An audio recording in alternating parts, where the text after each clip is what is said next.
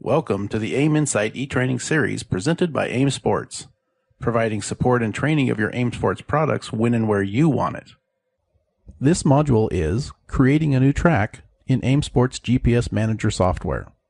Just a couple of the benefits of using a GPS sensor with your AIM Sports data system is the ability to use the GPS information to generate highly accurate track maps and lap times. To make the use of this sensor even easier, AIM Sports has created the GPS Manager software. The GPS Manager software has over 250 worldwide tracks already included in its database, and we are adding more all of the time. However, you may want to visit a track that is not yet included in the database. The good news is that the GPS Manager software allows you to add tracks to the database very easily. There are a couple ways to get information you need to create a new track in the GPS Manager software. The first is to use the Google Earth program, available free on the internet, and get the latitude and longitude values of the start-finish line in the decimal degree format. The other way is to actually make a few laps around the track with your AIM Sports data system, download the data as you normally would in Race Studio 2, and then from the GPS Manager software, create the new track using your downloaded data. In this training video, we are going to create a track with the information from both Google Earth and Race Studio 2, and assumes you already have both. To begin the process of creating a new track in the GPS Manager database, first open the software. This is what the software looks like when you first open it. Then simply click on the New button.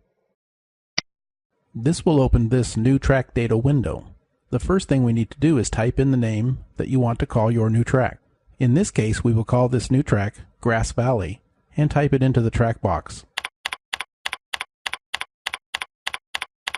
Another important part of saving a track is to add some more information that will help you sort or filter the tracks in your database. The two remaining pieces of information required are the nation the track is located and the track type. Let's start with selecting the nation. Here you have two choices. The first is to add a nation if it is not already included in the database by clicking on the Add Nation button. But in this and most cases, the nation where the track is located will already be in the pull-down list highlighted here. To open the pull-down list, click on the Open button.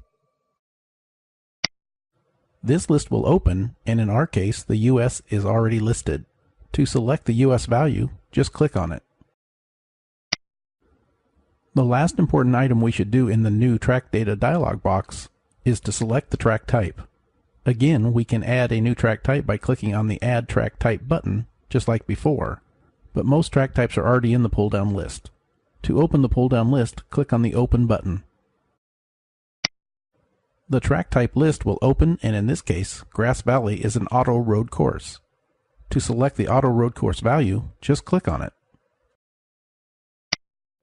Now we have all of the information we need input into this dialog box if you know the coordinates for the start-finish line from Google Earth or another method. I will show you how we input that information later.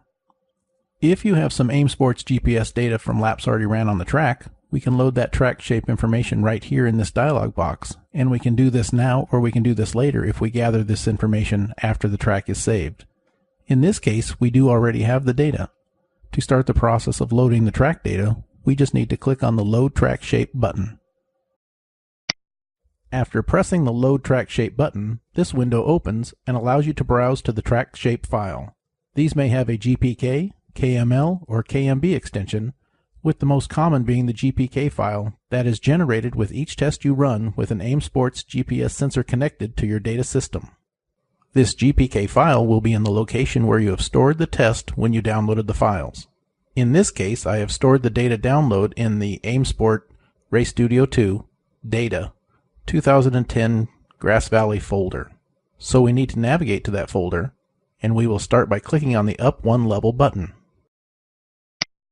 And we will click on it again. This gets us to the AIM Sport folder. Then we need to double-click on the Race Studio 2 folder.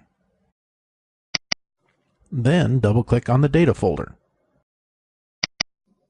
Just a quick note here, if you allow Race Studio 2 software to store your data in the default location, this Data folder is where your data will be. But in this case, a subfolder was created called 2010 Grass Valley. And to open that folder, double-click on that folder. Here in this folder is the Grass Valley GPK file we are looking for. You can just click on it and then click the Open button, or double-click right on the file name to load the file. Now this dialog box has all the information needed to create the new Grass Valley track. To finish this dialog box, click on the OK button. As you can see here, Grass Valley is now included in the track's database, but we still have some more things to do to finish adding the track correctly. In the lower half of the screen, we can see the graphical map of the track. When we use a GPK file to generate the map, it shows all of the laps, including the in and out laps, that the car traveled during the session. To generate a nice clean single lap of the track, we need to uncheck the Show All Laps checkbox. Lap 1 of this test was an incomplete out lap. To move forward and select another lap, click on the Next Lap button. And to move forward one more lap, click on the Next Lap button again. This looks like a good and complete lap. Now we need to set our start-finish line coordinates. The start-finish line coordinates here are reflecting where the red cursor is currently placed and may or may not be where you want your start-finish line to be. In this case, this is not where the line should be. There are two ways to input the correct coordinates. The first way is just to click on the map where the start-finish line is, and then click on the Set with Cursor Position Coordinates button. If that is close enough for you, you are done and can save the track and be finished. But in this case, we have the start-finish line coordinates we pulled out of Google Earth that fall right on the painted start-finish line. To input the coordinates directly into the latitude and longitude fields, we need to click into the boxes and replace them with our more accurate values.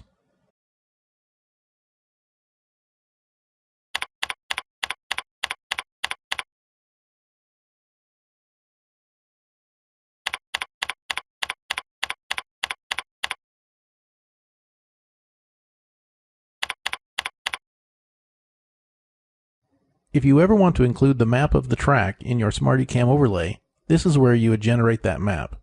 To generate and export the SmartyCam map, click on the Export button. This Save the Track File dialog box opens. Make sure the location and name of the new KMB file is what you want and click on the Save button. If you want to show the new KMB file in the database, click on the Show KMB File for SmartyCam radio button. And finally, if you have not saved the track yet, click on the Save button. Now that you have the track stored in the database, before you go out on the track and expect your data system to give you accurate lap times at the correct start-finish line, you need to upload the track information into your data system. After connecting your PC and your data system, click on the Read button to see what tracks are already stored on your data system.